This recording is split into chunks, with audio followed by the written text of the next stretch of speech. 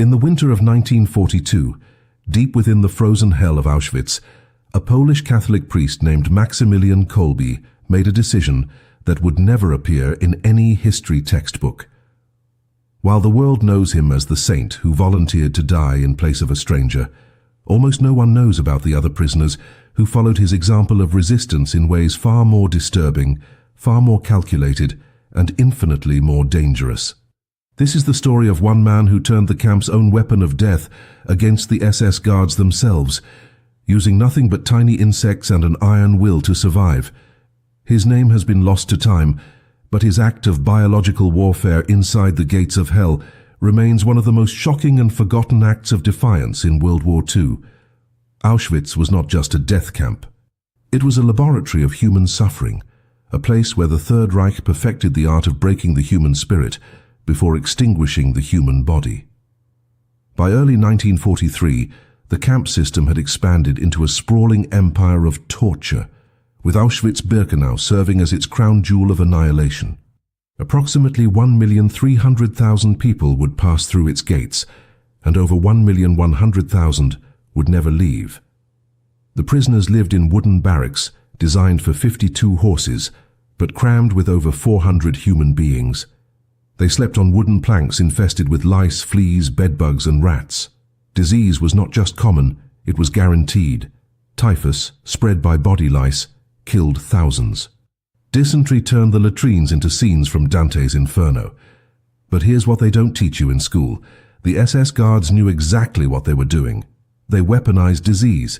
They controlled who lived and who died, not just through gas chambers and firing squads, but through systematic neglect, turning the barracks into incubators of plague. The prisoners were not just victims. They were observers. They learned. They adapted. And some of them began to think like scientists, like guerrilla fighters, like men who had nothing left to lose. Among them was a prisoner whose identification number has been erased from records, a man who worked in one of the camp's medical blocks. His job was to assist the Nazi doctors in their grotesque experiments, but in reality, he was forced to witness the slow extermination of his fellow prisoners through disease. He watched as typhus ravaged entire barracks. He saw men scratching their skin until it bled, delirious with fever, their bodies covered in the red rash that signaled the beginning of the end. And then he noticed something that the SS guards had overlooked in their arrogance. The disease didn't care about uniforms. It didn't care about ideology. Typhus was an equal opportunity killer, and the only thing standing between the guards and infection was distance. But distance could be closed. The medical block where this prisoner worked had access to something the rest of the camp did not: live samples of typhus-infected lice and bedbugs. These insects were kept in jars for the Nazi doctors to study, to perfect their understanding of how quickly disease could spread, how efficiently it could kill. The irony was suffocating. The very tools the Nazis used to measure death could be turned into weapons. And this nameless prisoner, watching the guards stroll through the camp with their polished boots and their casual cruelty, began to formulate a plan so audacious, so insane, that it could only have been born in a place where sanity itself had been exterminated. He started small. During his shifts in the medical block, he began to pocket tiny vials, no larger than a thumbnail, and fill them with bedbugs that had fed on the blood of typhus patients. These insects were living syringes of death. One bite could transmit the bacteria Rickettsia prowazekii, the microscopic killer responsible for epidemic typhus. The symptoms would begin in 1 to 2 weeks: high fever, headache, delirium, and eventually, in untreated cases, death. The prisoner knew this. He had seen it dozens of times.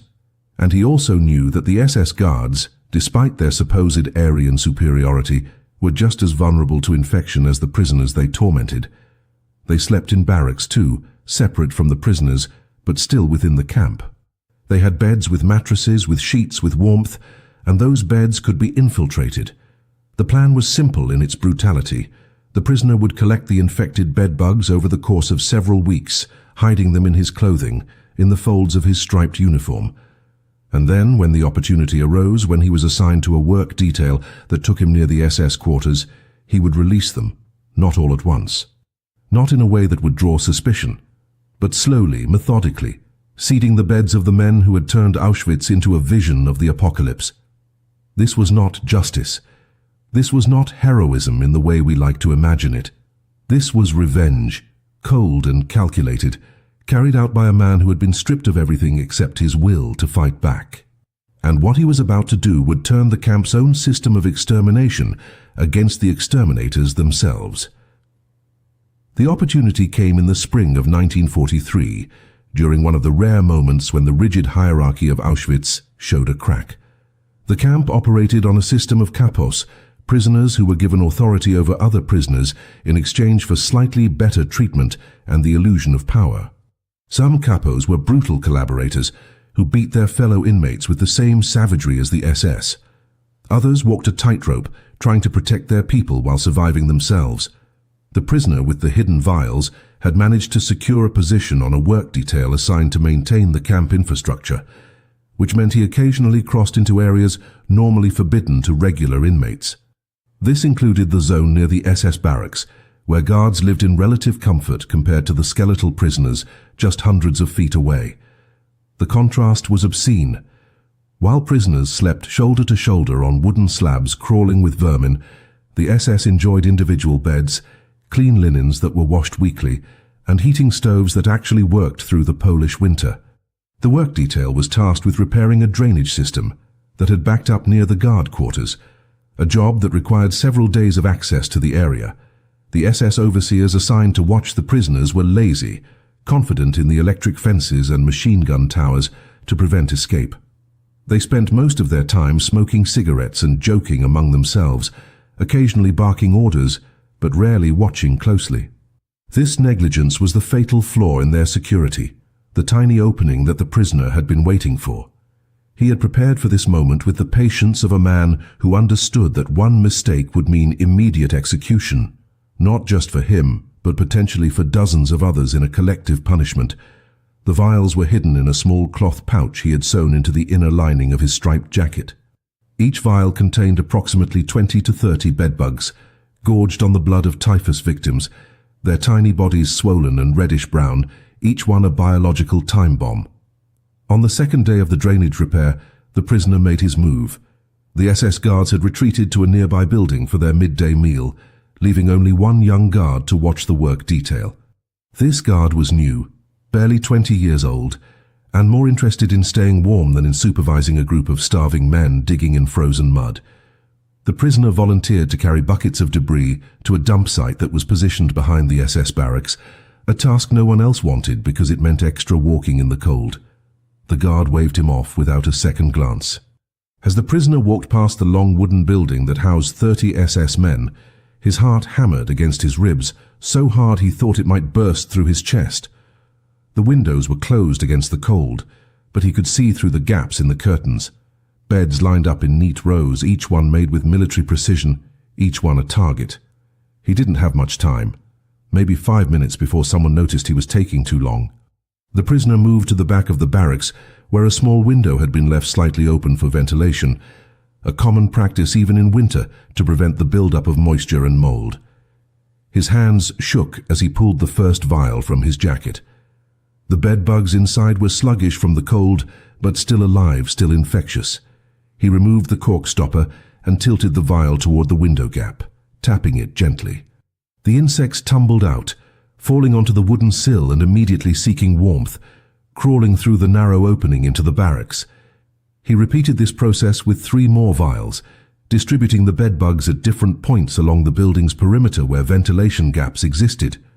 The entire operation took less than 4 minutes. When he returned to the worksite, no one had noticed his absence. The waiting was the hardest part. For the next 2 weeks, nothing happened. The prisoner continued his routine, waking before dawn, standing for roll call in the freezing darkness, working until his hands bled, choking down the watery soup that barely kept starvation at bay. He began to think the plan had failed, that the bedbugs had died in the cold, or that the SS had somehow discovered and eliminated them. But then, on a grey morning in late March, whispers began to circulate through the camp. 3 SS guards had been hospitalized with high fevers and severe headaches. By the end of the week, that number had grown to 11. The camp administration was in a panic, conducting inspections of the guard barracks, searching for the source of what they suspected was an outbreak of typhus among their own men. The irony was lost on no one who knew the truth. The same disease the Nazis had allowed to ravage the prisoner population was now eating through their ranks, and they had no idea it had been deliberately introduced by the very people they considered subhuman. The camp's response to the outbreak revealed just how deeply the SS feared the diseases they had weaponized against prisoners. Within 48 hours of the first confirmed typhus cases, the entire guard barracks was quarantined. SS doctors arrived from Berlin, bringing with them experimental vaccines and strict protocols that bordered on hysteria. The infected guards were isolated in a separate medical facility, far from the prisoner infirmary, where typhus victims were left to die without treatment. The contrast was staggering and darkly poetic. When prisoners contracted typhus, they were often shot to prevent the spread of infection, or simply left to waste away in overcrowded sick bays with no medicine, no care, no hope. But when SS men fell ill, the full force of Nazi medical resources mobilized to save them. Delousing stations were set up. Every mattress, every blanket, every uniform in the guard quarters was burned and replaced. The barracks were fumigated with Zyklon B, the same poison gas used in the chambers to murder Jews, now deployed to kill the tiny insects that had turned the hunters into the hunted. But the prisoner who had started this biological rebellion knew something the SS doctors didn't. He had not released all of his collection in one location. Over the following weeks, as he continued to be assigned to various work details throughout the camp complex, he methodically distributed the remaining vials in other SS areas. A handful of infected bedbugs in the officers' mess hall, crawling into the seams of wooden benches. Another vial emptied near the laundry facility where guard uniforms were processed, allowing the insects to hitch rides back to individual quarters. He even managed to introduce some into the camp commandant's administrative building, releasing them in a storage room where winter coats were kept. The strategy was guerrilla warfare in its purest form. Strike, disperse, strike again, never in a pattern predictable enough to trace. By mid-April, the outbreak had spread to 27 SS personnel. 2 guards had died, their Aryan blood proving no more resistant to Rickettsia prowazeki than the blood of the prisoners they had tortured. The SS leadership was baffled and enraged. They conducted investigation after investigation, interrogating prisoners, beating capos for information, executing random inmates on suspicion of sabotage. But they were looking for bombs, for poisoned food, for some obvious act of resistance that fit their understanding of rebellion. It never occurred to them that the weapon was invisible, carried by insects no larger than an apple seed, distributed by a man whose face they wouldn't recognize, even if he stood directly in front of them. The prisoner had become a ghost in plain sight, a specter of retribution moving through the camp with the patience of someone who understood that vengeance, to be truly effective, must be sustained and systematic. He was not trying to destroy the entire SS garrison.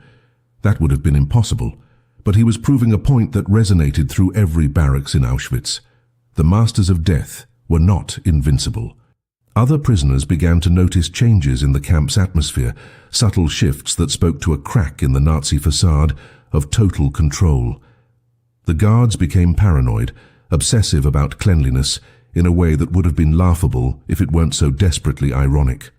Men who had overseen the deaths of thousands through deliberate neglect and disease now scrubbed their quarters daily, burned their clothes at the slightest suspicion of contamination, and refused to enter certain buildings without protective gear. The psychological impact was perhaps even more significant than the physical casualties. The SS had built their power on the illusion of superiority, on the belief that they were a master race immune to the weaknesses that plagued the Untermensch, the subhumans they enslaved. Typhus shattered that illusion. It demonstrated that beneath the uniforms and the ideology, they were just as fragile, just as mortal, just as vulnerable to the consequences of the hell they had created. By early May, the outbreak had claimed 5 SS lives and hospitalized over 40 guards, forcing the camp administration to bring in replacement personnel from other facilities. The investigation continued for months, but they never found the source. They never identified the prisoner responsible. They never even came close. And the man who had orchestrated this act of biological resistance continued his work, collecting, waiting, and when the opportunity arose again, striking. He had transformed himself from victim into warrior, using the only weapon available to him in a place designed to strip away all power, all dignity, all hope. He had taken the camp's own instrument of death and turned it against the executioners, proving that even in Auschwitz, even in the darkest pit of human cruelty, resistance was possible. The success of the operation created an unexpected problem for the prisoner: how to continue without becoming reckless. In the camps, survival depended on invisibility, on being unremarkable enough to avoid the attention of guards and brutal enough to avoid being targeted by fellow prisoners desperate for any advantage. The Typhus attacks had given him a sense of purpose that was both exhilarating and dangerous. Purpose in Auschwitz was a double-edged sword.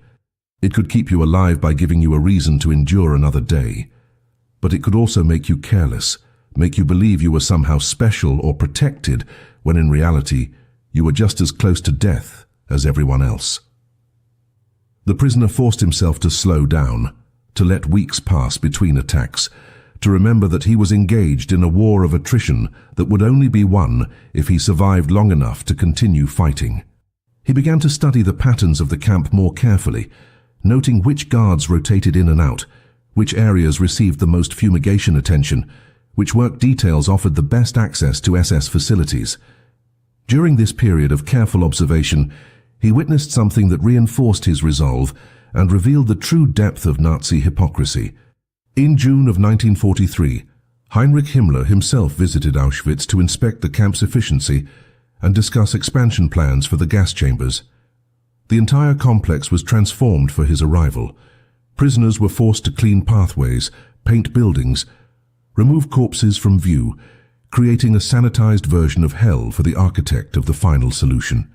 The SS guards who had been recovering from typhus were hidden away, transferred temporarily to other duties, so that Himmler wouldn't see the evidence of disease among his chosen warriors. The visit lasted 3 days, during which Himmler toured the facilities, watched a gassing operation from beginning to end, and complimented the commandant on the industrial efficiency of the murder process. He never asked about the typhus outbreak. He never questioned why so many guards had been replaced. The entire incident had been buried, classified, erased from official reports, because acknowledging it would mean admitting that the camp's conditions posed a threat not just to prisoners, but to German personnel as well. The prisoner was part of a work detail assigned to maintain the grounds during Himmler's visit, which meant he stood less than 50 feet from the man who had ordered the deaths of millions. He watched Himmler inspect a row of newly arrived prisoners, watched him nod approvingly, as the selection process divided families into those who would work and those who would die immediately. And in that moment, standing in the spring sunlight with his striped uniform hanging off his skeletal frame, the prisoner understood something profound about the nature of evil. It was not passionate or emotional. It was bureaucratic, methodical, almost boring in its execution. Himmler looked at the condemned with the same expression a factory manager might use when reviewing production quotas. There was no hatred in his eyes, no anger, just cold calculation. And that realization fueled the prisoner's determination more than any emotion could have. He was fighting not against men driven by fury, but against a machine of death that operated with the efficiency of a slaughterhouse.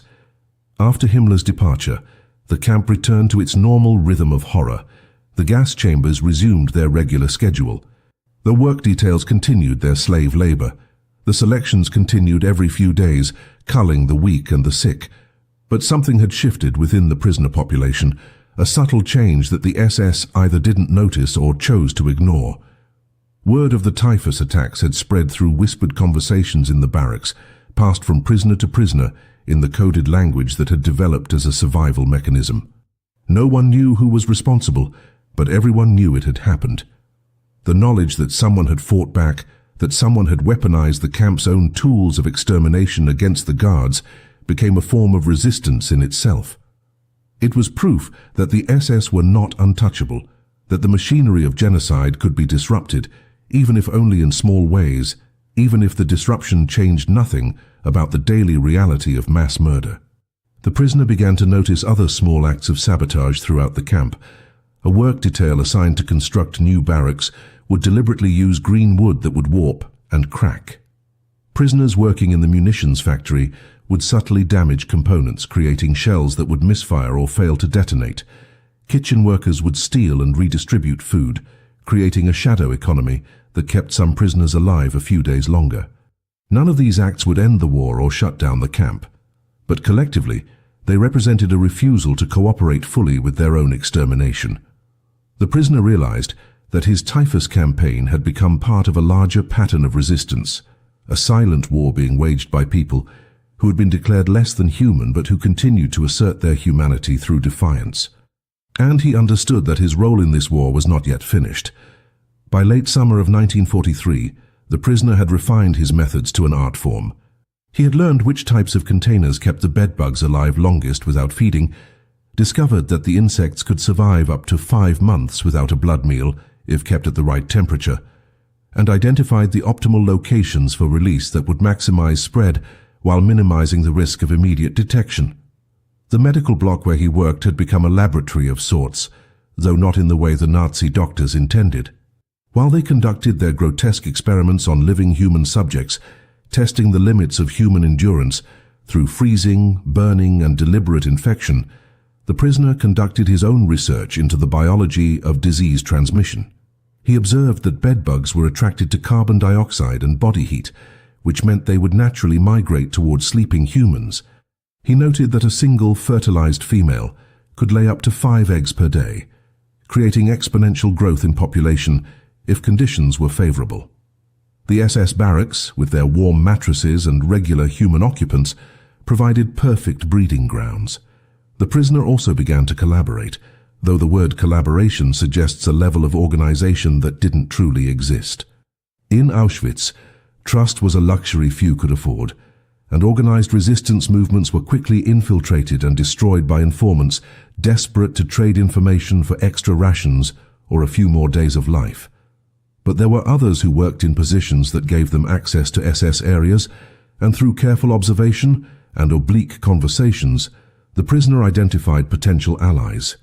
A man who cleaned the officers' quarters, another who delivered firewood to guard buildings, a third who worked in the camp pharmacy and had access to the same infected insect specimens.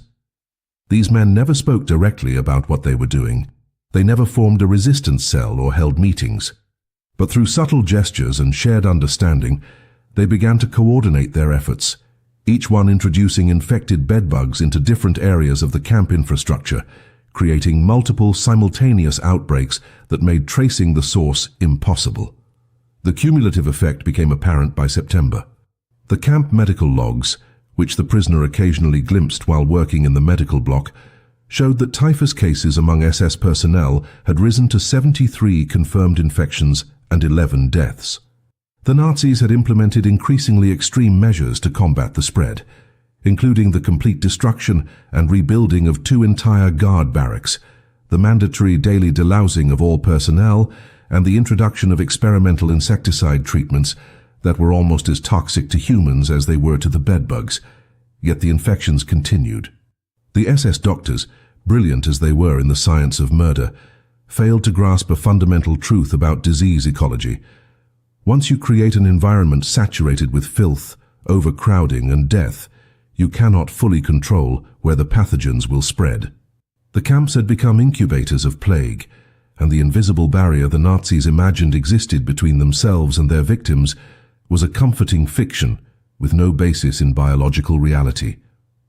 What the prisoner found most satisfying was not the deaths themselves, though he felt no guilt over the SS casualties. What satisfied him was watching the psychological unraveling of men who had built their identities on the myth of racial superiority. The guards began to exhibit signs of paranoia and obsessive behavior. Some refused to sleep in their assigned barracks, choosing instead to sleep in vehicles or offices. Others developed elaborate cleansing rituals, washing their bodies and uniforms multiple times per day in scalding water that left their skin raw and blistered. A few requested transfers out of Auschwitz entirely, claiming illness or family emergencies, anything to escape what they now perceived as a cursed assignment. The camp commandant issued increasingly desperate orders about hygiene and pest control, orders that were impossible to enforce in a facility designed around the systematic dehumanization and extermination of human beings. You cannot create sanitary conditions in hell, no matter how many regulations you write. The prisoner understood that his actions would not save lives in any meaningful numerical sense. For every SS guard incapacitated by typhus, a replacement arrived within days. For every minor disruption in the camp's operation, the Nazi machine adapted and continued its work of mass murder. By the fall of 1943, Auschwitz was killing approximately 6,000 people per day, at peak efficiency, and nothing the prisoner did would significantly impact that horrific calculus. But he also understood that resistance was not always measured in strategic victories or lives saved. Sometimes resistance was about maintaining your humanity in a place designed to strip it away. It was about refusing to accept the role of passive victim, about fighting back even when the fight seemed futile. It was about making the executioners pay a price, however small, for their crimes. And in that sense, every bedbug he released, every SS guard who fell ill, every moment of fear he instilled in his oppressors, was a victory that mattered more than any body count could measure. The autumn of 1943 brought a new challenge that threatened to end the prisoners' campaign before it reached its full potential. The camp administration, frustrated by their inability to stop the typhus outbreaks among SS personnel, decided to implement a radical solution that would eliminate the problem by eliminating the source. They ordered a complete purge of the medical blocks where diseased prisoners were kept, along with a systematic execution of anyone who worked in those facilities and might have been exposed to infected materials. The logic was brutally simple. If they couldn't identify the specific source of contamination, they would destroy everything and everyone connected to the medical operations and start fresh with new personnel and sterilized equipment. The order called for the liquidation of approximately 200 prisoners, including doctors, nurses, orderlies, and anyone who had handled biological specimens over the past 6 months. The prisoner's name was on that list. The selection was scheduled for October 15th, a date that was announced with the same casual efficiency the Nazis used for all their mass murders. The condemned prisoners would be told they were being transferred to another camp, a lie so transparent that even the newest arrivals recognized it for what it was. They would be loaded onto trucks, driven to the gas chambers, disguised as shower facilities, and murdered along with whatever other victims had been selected that day from the regular transports arriving from across occupied Europe. The prisoner had approximately 1 week to either escape, which was virtually impossible, or to somehow get himself removed from the selection list, which was almost equally unlikely. In Auschwitz, being marked for death was a bureaucratic certainty. The Nazi system ran on paperwork and lists, and once your name appeared on the wrong document, your fate was sealed with the same inevitability as a mathematical equation. But the prisoner had one advantage that most condemned men lacked. He understood the SS psychology better than they understood themselves. He had spent months observing them, studying their fears and weaknesses, learning how they thought and what they valued. And he knew that the one thing the Nazis prized above almost everything else was their own health and safety. The typhus outbreak had terrified them precisely because it made them vulnerable in a way that partisan attacks or sabotage never could. A bullet could be avoided with better security. A bomb could be prevented with careful inspections. But disease was invisible, insidious and democratic in its lethality. It didn't care about rank or race or ideology. And the SS guards, for all their cruelty, were fundamentally cowards, who had chosen to wage war on unarmed civilians rather than face real soldiers on a battlefield. The prisoner decided to weaponize that cowardice one final time. He spent the next 3 days deliberately infecting himself with typhus. Using a sterilized needle he had stolen from the medical block, he extracted blood from a prisoner in the advanced stages of the disease, a man whose body was covered in the characteristic rash and who was burning with fever so intense he no longer recognized his own name. The prisoner injected a small amount of that contaminated blood into his own arm, knowing that within days the bacteria would multiply in his system and produce the telltale symptoms that would make him radioactive to the SS. It was an insane gamble, a calculated act of self-destruction, based on the hope that the Nazis would be more afraid of catching Typhus from him than they were committed to executing him. If his timing was wrong, if the symptoms appeared too late or too early, he would simply die of the disease in addition to being murdered. But if he timed it correctly, if he could become symptomatic exactly when they came to collect him for the gas chamber, he might be able to terrify his executioners into quarantining him instead of killing him immediately. The fever began on the morning of October 14th, exactly 24 hours before the scheduled selection. It started with chills that made his entire body shake, despite the relatively mild autumn temperature. By afternoon, his temperature had spiked to dangerous levels, and the characteristic headache of Typhus felt like an iron spike being driven through his skull. By evening, the rash had begun to appear on his chest and arms, the red spots that signaled active infection.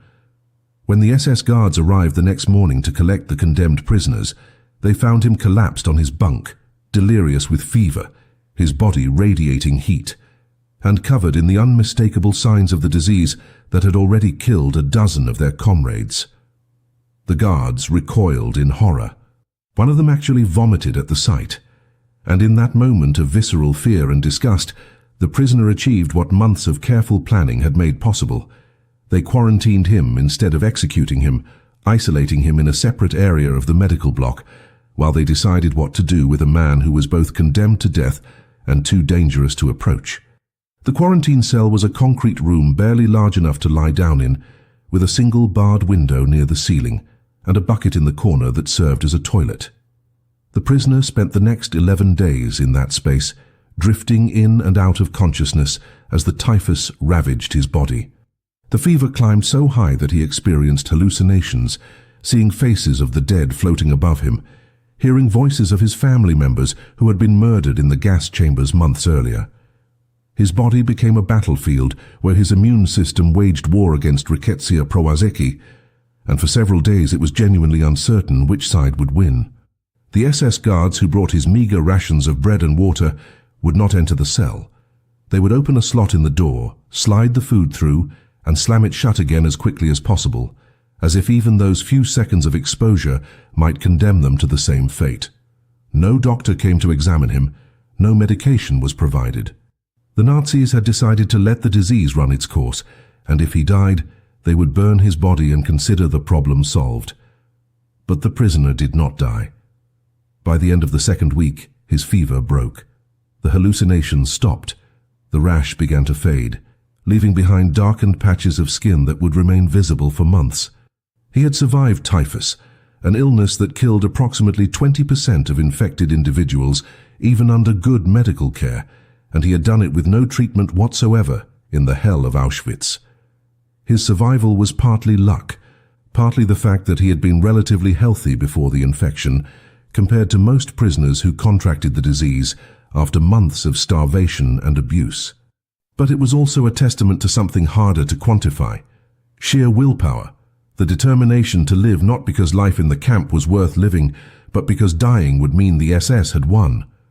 When the guards finally opened his cell door on October 27th, they found him sitting upright, weak but conscious, his eyes clear and focused. They had expected to find a corpse. Instead, they found a man who had weaponized a deadly disease against them and then survived it himself. The question now was what to do with him. The original selection that would have sent him to the gas chamber had already been carried out. The other prisoners on the list had been murdered 2 weeks earlier, but his name still existed in the camp records as someone who had been marked for liquidation, and the Nazi bureaucracy did not easily forgive or forget such designations. At the same time, the SS doctors were now intensely interested in him for a different reason. A prisoner who had survived typhus without treatment represented valuable data for their research into disease resistance and immunity. The Nazi medical establishment was obsessed with understanding why some people survived infections while others died, not out of humanitarian concern, but because they believed such knowledge could be used to strengthen the Aryan race. The prisoner found himself transferred from the quarantine cell back to the medical block, this time not as a worker, but as a subject for observation and testing. The irony was so thick it was almost suffocating. The man who had deliberately infected SS guards with typhus was now being studied by SS doctors who wanted to understand his immunity to the disease. They drew his blood repeatedly, measured his vital signs, documented the progression of his recovery with the same meticulous attention to detail they applied to their experiments on unwilling human subjects. But there was one crucial difference. They treated him with a degree of caution that bordered on respect, not because they valued his life, but because they feared what he might still be carrying. A person who had recently recovered from typhus could potentially still harbor and transmit the bacteria for weeks after symptoms disappeared. The doctors wore gloves when examining him, maintained distance, and handled his blood samples with extreme care. He had become, in their eyes, both a valuable research subject and a biohazard, and that dual status provided him with a thin buffer of protection that few prisoners ever experienced. During this period of medical observation, the prisoner made a discovery that would define the final phase of his resistance campaign. While being examined in the laboratory, he noticed that the SS doctors kept extensive records of their disease research, including detailed logs of every typhus case among both prisoners and guards, along with specimens of infected materials stored in a locked refrigeration unit. The unit contained dozens of vials filled with blood samples, tissue cultures, and preserved insect specimens, all meticulously labeled and organized. It was a treasure trove of biological weapons, far more extensive than anything the prisoner had been able to collect on his own, and the SS doctors, confident in their security measures and convinced of their own superiority, had no idea that the man they were studying was already planning how to access that collection.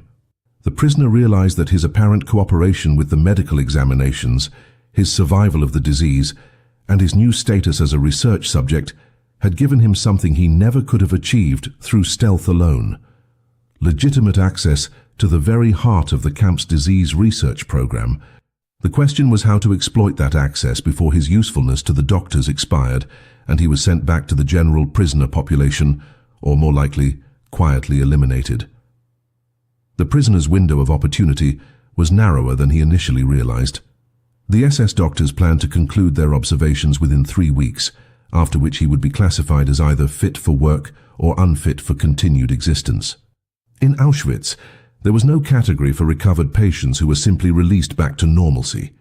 You either returned to slave labor until you died of exhaustion, or you were deemed too weak to be productive and sent to the gas chambers. The prisoner understood he had perhaps 15 days to execute what would be his most ambitious and dangerous operation yet. The refrigeration unit containing the disease specimens was located in a laboratory that was locked every evening and guarded by a rotating shift of SS personnel. But the guards stationed at the medical block were not the elite soldiers who patrolled the perimeter or manned the watchtowers. They were older men, some recovering from injuries sustained on the Eastern Front, others deemed unfit for combat duty due to health issues or lack of courage. These were the dregs of the SS, and they shared one universal trait: they were terrified of disease. The prisoner began to cultivate a deliberate pattern of behavior designed to make the guards as uncomfortable as possible while simultaneously appearing cooperative with the doctors. During examinations, he would mention feeling occasional chills or phantom symptoms, just enough to remind everyone that typhus recovery was unpredictable and that relapse, while rare, was possible. He would cough occasionally, not violently enough to suggest active illness, but persistently enough to make people nervous. When guards brought his food or escorted him to the laboratory, he would stand slightly too close, would hand items back with deliberate contact, would sneeze unexpectedly. None of these actions were overtly threatening or could be classified as resistance, but collectively they created an atmosphere of unease that made the guards want to minimize their time around him. Within a week, he had trained them to rush through their duties in his presence, to spend as little time as possible in direct contact with him, to cut corners on security procedures, because completing those procedures meant prolonged exposure to a man they viewed as a walking contagion. On November 8th, the opportunity he had been engineering finally materialized. The evening guard assigned to the medical block was a man named Schultz, a 47-year-old Bavarian who had been reassigned to Auschwitz after losing 3 fingers to frostbite during the siege of Leningrad. Schultz was lazy, bitter about his posting, and more interested in drinking schnapps in the guard room than in maintaining vigilant security. The prisoner had observed that Schultz made his rounds every 2 hours like clockwork, but spent the intervening time reading magazines and smoking cigarettes. At approximately 9:30 that evening, the prisoner called out from his cell, claiming he was experiencing severe abdominal cramps and needed to use the latrine immediately. It was a common enough complaint among typhus survivors, whose digestive systems were often permanently damaged by the disease. Schultz appeared at the cell door, clearly annoyed, and made the critical mistake the prisoner had been waiting for. He unlocked the door but did not summon backup before escorting the prisoner down the hallway. The latrine was located at the far end of the medical block, which meant they had to walk past the laboratory where the refrigeration unit was kept. As they passed the door, the prisoner suddenly collapsed, grabbing his stomach and groaning as if in severe pain. Schultz jumped backward, his hand moving instinctively toward his sidearm, but he did not draw the weapon. The prisoner had calculated correctly. Schultz was more afraid of contamination than he was concerned about escape. A prisoner doubling over in apparent agony was not exhibiting escape behavior, and Schultz's primary instinct was to avoid physical contact. The guard shouted for the prisoner to get up, but when the prisoner remained on the ground, writhing and moaning, Schultz made his second critical error. He turned and walked quickly back toward the guardroom to summon help, leaving the prisoner alone in the hallway for approximately 90 seconds. It was enough time. The prisoner stood up, no longer showing any signs of distress, and tried the laboratory door.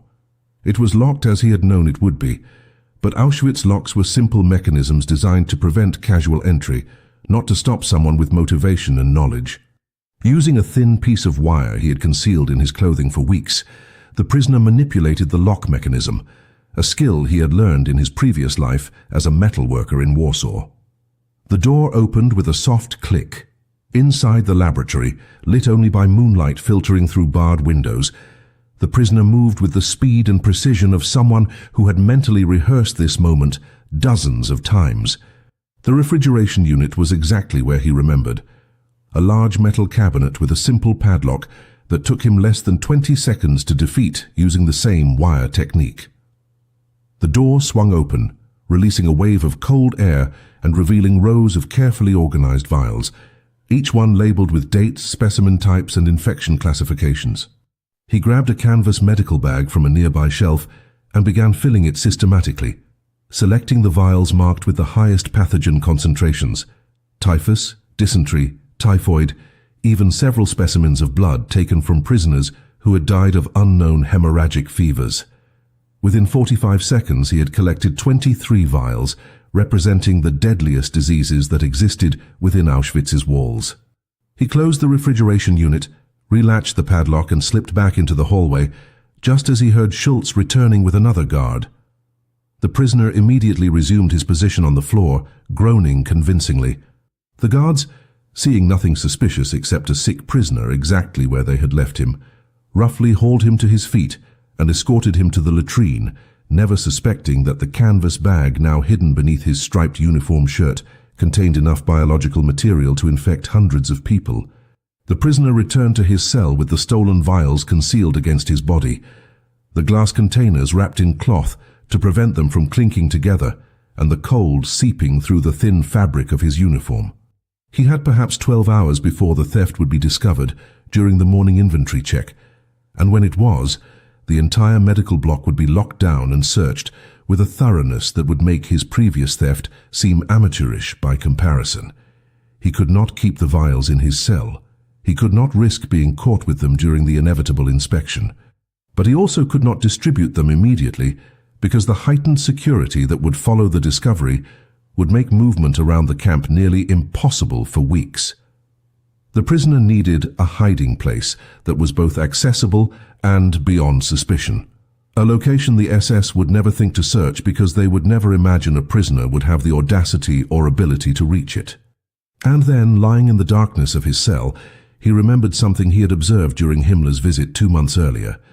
The camp commandant's office had a ventilation system that connected to the medical block through a series of air ducts designed to prevent disease transmission between buildings. The air ducts were accessible through grates in the ceiling of certain rooms, including the laboratory he had just burglarized. The prisoner spent the remaining hours of darkness developing a plan so reckless that it bordered on suicidal, but he had long since passed the point where personal survival outweighed the mission. At approximately 4:30 in the morning, during the dead period between the night guard's final round and the beginning of morning roll call, he picked the lock on his cell door for the second time that night and made his way back to the laboratory. The building was silent, except for the distant sound of a guard snoring in the duty room at the front entrance. The prisoner climbed onto a laboratory table, removed the ventilation grate with his bare hands, and pulled himself up into the duct system. The metal shaft was barely wide enough to accommodate his emaciated body, and the darkness was absolute. He crawled forward, dragging the canvas bag behind him, moving entirely by feel and memory of the building's layout. After approximately 30 feet, he found what he was looking for, a junction point where multiple ducts converged, creating a small cavity large enough to hide the bag. He wedged the canvas sack deep into the cavity, covered it with dust and debris to make it invisible even if someone shone a light into the shaft, and then crawled backward to the laboratory. By the time he returned to his cell and relatched the door, the first hints of dawn were appearing through his window. Roll call would begin in 90 minutes. The discovery of the theft would happen shortly after that. The prisoner lay on his bunk and allowed himself a moment of satisfaction, knowing that he had just hidden the largest collection of weaponized disease agents in a location that the SS would never search because it was literally above their heads, built into the infrastructure of their own command building. But satisfaction quickly gave way to the realization of what came next. The SS response to the theft would be savage and immediate. They would interrogate everyone who had access to the medical block. They would torture prisoners for information. They would execute suspects on the slightest pretext. The prisoner had no illusions about his chances of surviving that investigation. His recent recovery from typhus and his presence in the medical block during the exact time frame of the theft made him an obvious suspect. He would be questioned, beaten, and ultimately killed, probably within the next 48 hours. But before that happened, he had one final task to complete. The stolen vials were useless if they remained hidden in the air duct forever. They needed to be deployed, and they needed to be deployed in a way that would maximize their impact while minimizing the chance of the SS discovering what was happening until it was too late. The prisoner had already identified his final target, the camp administration building, where the commandant and his senior staff worked, where the bureaucrats who managed the machinery of genocide maintained their offices, where the decisions about life and death were made with the casual efficiency of clerks processing paperwork. These men were the true architects of Auschwitz's horror, more responsible for the mass murder than any individual guard or even any single Nazi leader. They were the functionaries who made the trains run on time, who calculated the most efficient gas chamber occupancy rates, who requisitioned the Zyklon B pellets and the crematorium fuel and the barbed wire. And they worked in climate-controlled offices with carpeted floors and coffee machines, insulated from the suffering they orchestrated by nothing more than a few hundred meters of distance and their own willful blindness. The prisoner knew he would need help to reach the administration building, and for the first time in his campaign, he would have to take someone else fully into his confidence. There was a man named Tomasz, a Polish prisoner who worked as a janitor in the administration building, and who the prisoner had identified months earlier as someone who might be sympathetic to resistance. Tomasz was in his 50s, too old to survive much longer in the camp, and he had the resigned look of someone who had already accepted his death and was simply waiting for it to arrive. That acceptance made him dangerous in the best possible way, because he had nothing left to lose. During the morning work detail, as prisoners were being assigned to various tasks throughout the camp, the prisoner managed to position himself near Tomasz and whispered a single sentence that contained no details, but conveyed everything that mattered. "I have a way to make them pay, but I need your help tonight." Tomasz looked at him for a long moment, his weathered face showing no emotion, and then nodded once before walking away. No questions, no hesitation. Just the simple acknowledgement that when the opportunity for vengeance finally arrived, you took it without overthinking the consequences. That night, November 9th, 1943, marked the culmination of a campaign that had claimed the lives of 17 SS personnel and infected over 100 more, though the prisoner would never know the final count. Tomasz, true to his word, left a side door to the administration building unlocked at precisely 10 o'clock. The prisoner retrieved the canvas bag from the ventilation shaft, moving through the darkness with the certainty of someone who had already died in his mind and was now operating beyond fear. He entered the building through the unlocked door and found Tomasz waiting in a supply closet with a janitor's cart and cleaning supplies.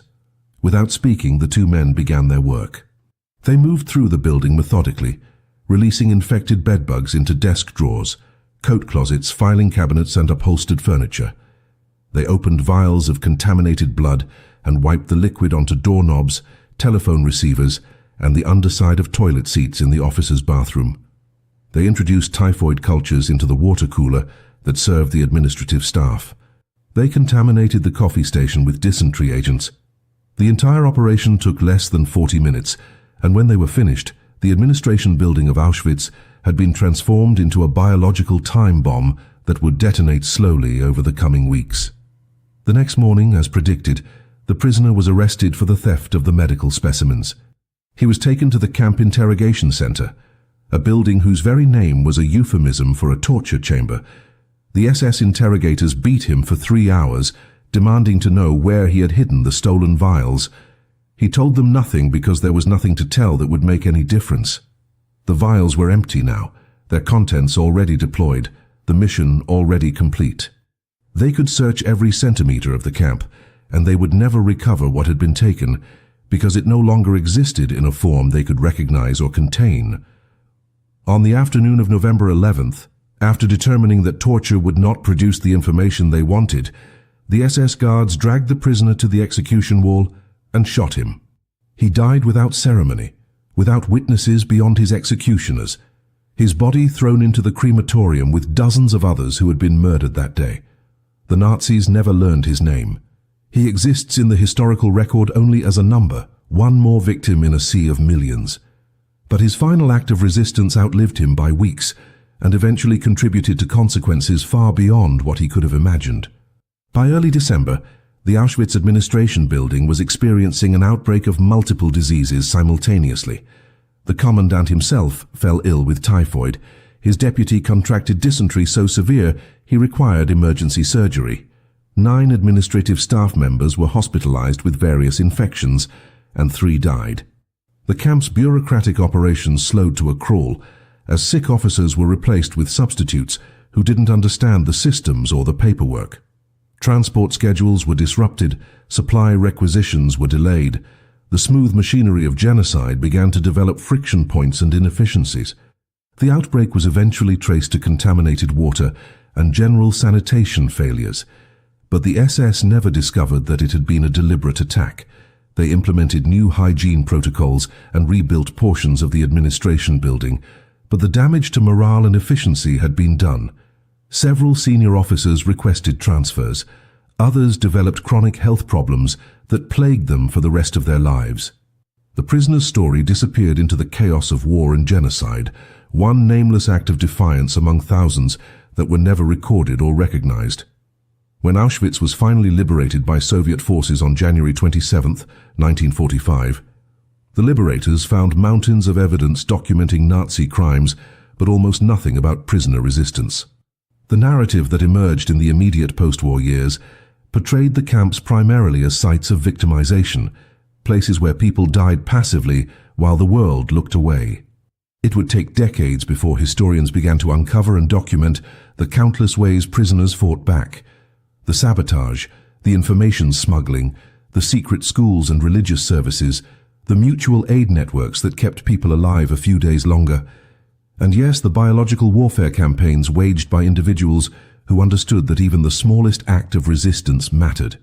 The prisoner who weaponized Typhus against his captors was not unique. He was part of a larger pattern of defiance that has only recently begun to receive the historical attention it deserves. Today, very few people know this story. It doesn't fit comfortably into the narratives we prefer about World War II, where heroism is clear-cut and resistance is always noble and obvious. There's something disturbing about celebrating a man who deliberately spread disease, even when his targets were Nazi guards and administrators complicit in mass murder. We want our heroes to be morally uncomplicated, to fight with honor and dignity. But Auschwitz was not a place that allowed for honor or dignity. It was a place designed to destroy both, to reduce human beings to animals fighting for survival. And sometimes survival, sometimes resistance required becoming something darker than we're comfortable acknowledging.